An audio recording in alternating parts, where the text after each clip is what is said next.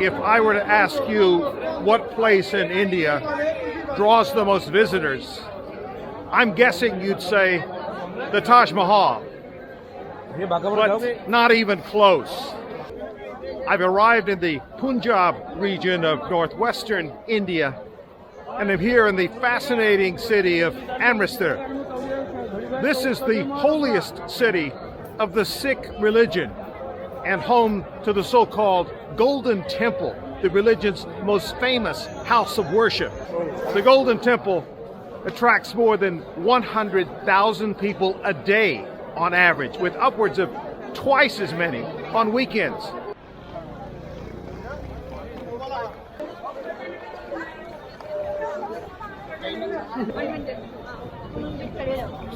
Those of you familiar with India may be thinking you haven't seen many streets in the inner cores of cities like this one. This street was reconstructed in 2016, and it is a rather unusual, almost unique kind of setting for any large city in India.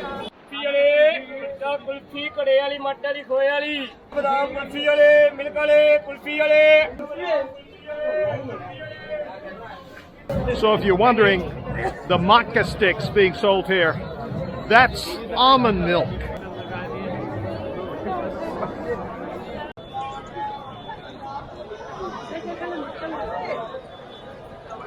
That statue is Ranjit Singh, the first Maharaja of the Sikh Empire in the early 1800s, who was known as the Lion of the Punjab. Sikhs have played an important role in this part of India since the religion was founded in the late 1400s.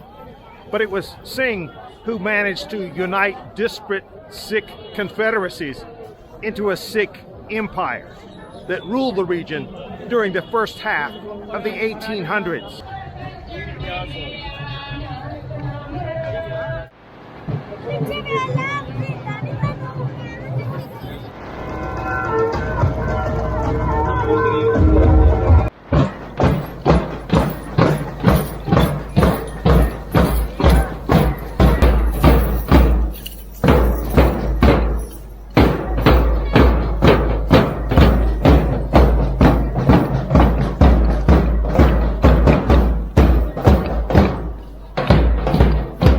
Well, you would think it would be challenging to march through a plaza as crowded as this one, but this school group is warming up for a soon-to-start parade.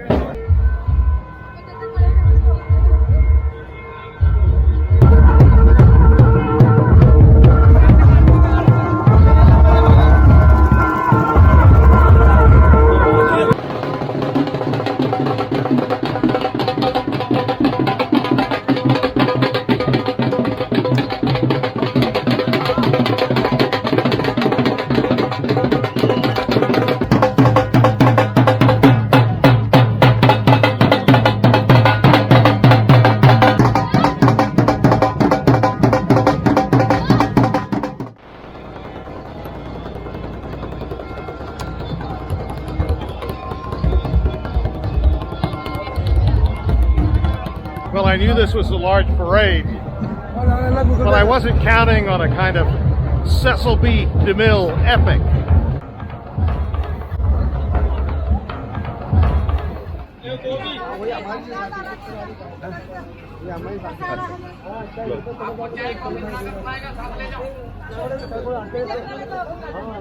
देखो देखो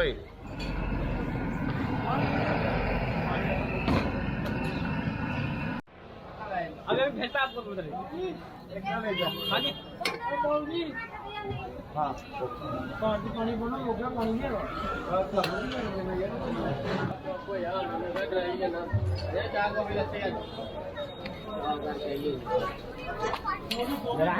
Well, as you can see, your breakfast is freshly made and in front of the restaurant for all to see. There's no hiding the kitchen. The kitchen is out front, toward the street. and you go inside and have your meal. Lots of paratha, lots of flatbread. I'm having a traditional Punjabi breakfast. Some flatbread that consists of potato rolled into it. It's called aloo paratha. Potato being the aloo, served with yogurt and a very spiced vegetable block of cheese to enjoy with this breakfast. I asked for black tea. My server, I don't think, speaks much of any English.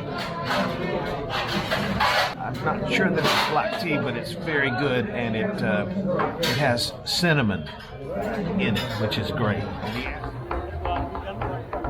Life in the middle of Amritsar centers around one thing and one thing only: the venerable Golden Temple of the Sikh religion, which is, of course, where I'm headed.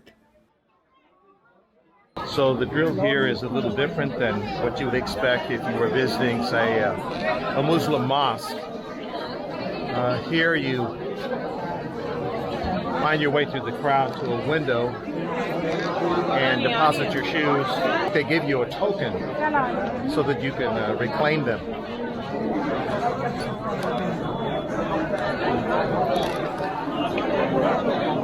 And now I'm proceeding to the entrance of the actual temple grounds, and I don't know if you can tell, but I'm not using my grip, my extension stick. I'm just holding my camera in my hand, and I'm going to put it away shortly because I'm testing the waters as to whether I'll be able to take video inside the complex. What is your name? My name is Payal. Payal. That's Payal, and she was kind enough to help me with my head covering. What is my head covering called? It's called Pug. Pug or Safa, you can say. I see. Okay. I appreciate your expertise. Thank you. I thoughtlessly was about to walk in without a head covering to show respect. And now that that's been addressed, I'm going to wade through the pool.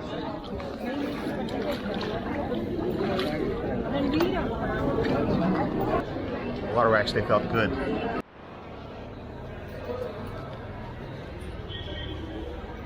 So I've just caught first sight of the Golden Temple. It is absolutely, how do I put this without sounding like it's overhyped, but it's an incredible structure.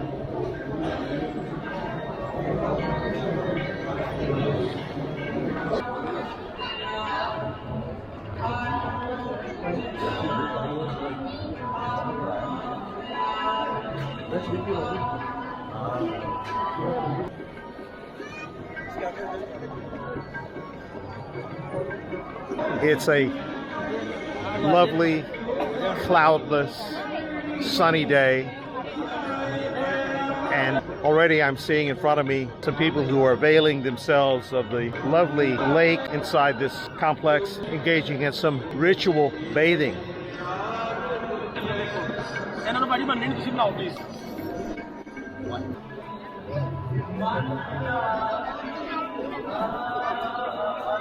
There are about 30 million Sikhs in the world, making it the 5th largest of the major organized faiths. Interestingly, Amritsar is a city considered holy by the Sikhs, and it is a place where even there are more Sikhs per capita than any other city in the world, and yet they are not a majority. They're about 49% of the population, which is Sikh, slightly less, 48% Hindu, with the small remainder consisting of Muslims and Christians.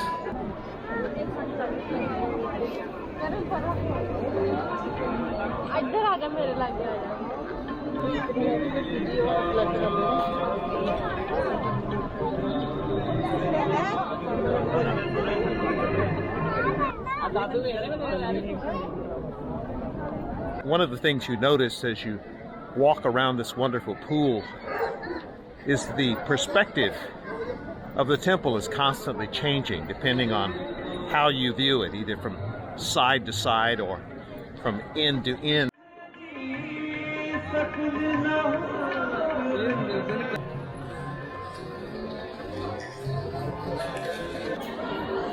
Sikhs have a long tradition at their temples, including at this temple, of course, of providing free meals to all who come here. A free hot meal, which is referred to as a langar. And of course, it's midday, and I have just enjoyed a late breakfast, so I don't have the need to eat anything. But I do want to see this. You walk through yet another pool to make sure that your feet are extra clean, I guess, when you enter. I'm going to go in and, of course, respectfully decline eating, but I'm going to see if they'll let me. They won't object to my taking videos so that I can show you. Thank you.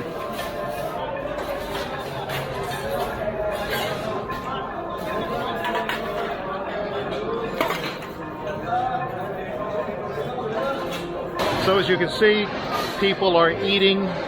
There are even people constantly coming around to pick up the plates that have been used and the saucers in case of the soups.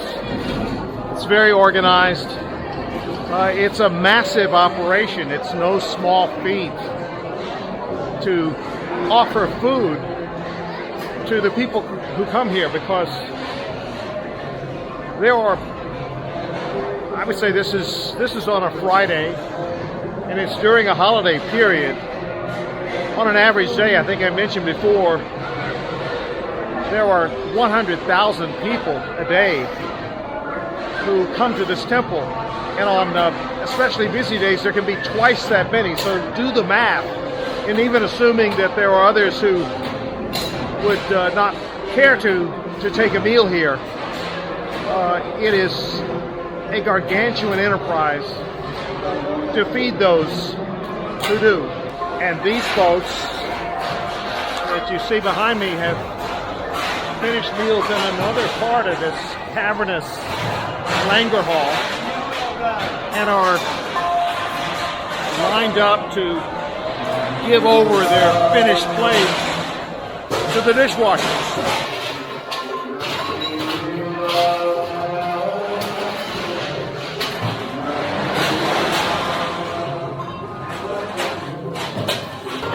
If only school cafeterias work this way. Hello, how are you? How are you? I'm good. Can I take your photo? Where are you ladies from? Do you speak English? Oh, yeah, great. So, are you from here? So, Amritsar. It's a beautiful city. Yeah. How often do you come here to the temple? Yeah. It's such a pleasure to meet you. Thank you. Thank you. Okay, namaste. She said that you take the photo of me. Oh, of course. My name is Harpreet Kaur and you say Sukhdev Singh. Parmjeet Kaur. And your wife? Yeah. Your name? Parmjeet Kaur. It's a pleasure to meet each of you.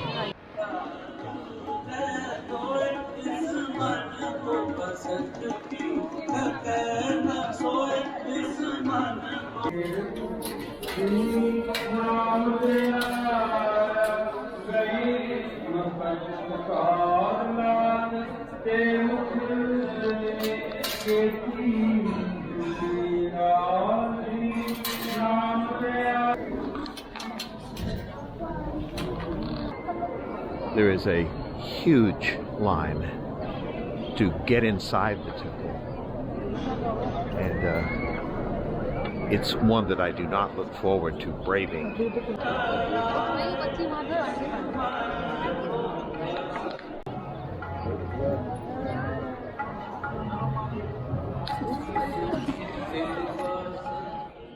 There are literally thousands of people in the line to go inside the temple, and as much as I hate to do it, I'm going to take a pass in getting in that line. It's not only a line, it is more like a massive sardine can of people. People are in this twisting line that would, in all likelihood, require several hours to gain entry.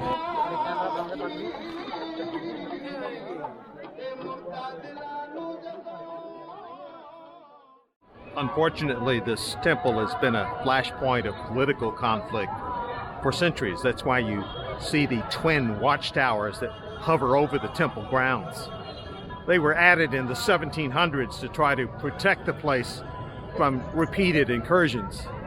Sadly, the most notorious of these incursions is perhaps the most recent one, during an incident that occurred here in the 1980s under the stewardship of India's beloved former Prime Minister Indira Gandhi. In 1984, after a militant Sikh political leader and some of his followers were allowed to take up residence inside the temple grounds, the Indian government launched an all-out military assault to uproot them called Operation Blue Star, which turned out to be a bloodbath. Paramilitary groups also invaded other Sikh temples across the Punjab, but they underestimated the firepower of the militants, and that had unforeseen repercussions. 5 months after the operation ended on October 31st, 1984, Indira Gandhi was assassinated in an act of revenge by 2 of her Sikh bodyguards.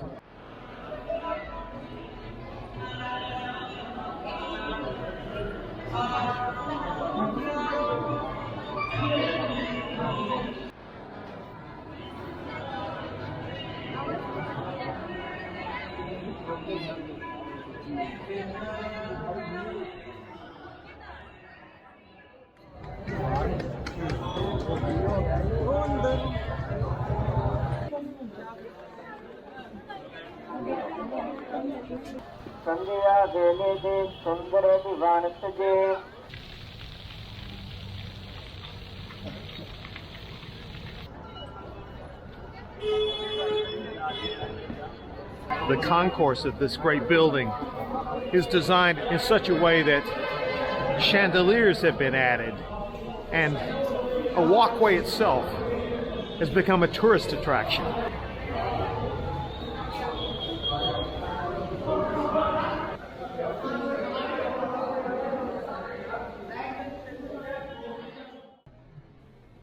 You find leftover chandeliers inside as well, even in the men's room of what is now the restaurant where I'm about to have dinner.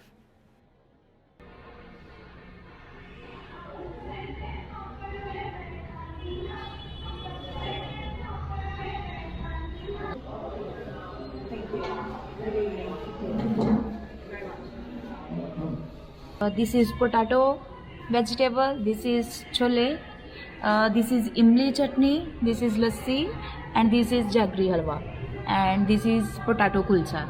I have to tell you, this is absolutely delicious. When I travel, I try to be as conservative as possible, especially with my spice intake. And so I always ask them here in India to tone it down a bit, which they're grateful to do. And this is spicy. But I wonder how much more spicy it could be. I probably had way too much to eat tonight, but I had to go ahead and have dessert as well, especially because there's a very traditional Indian dish on the menu, gawali jawab, which is a jaggery rice that's very sweet and with nut chips on top. And it's really unlike any other kind of rice dessert I think you could find in any culture.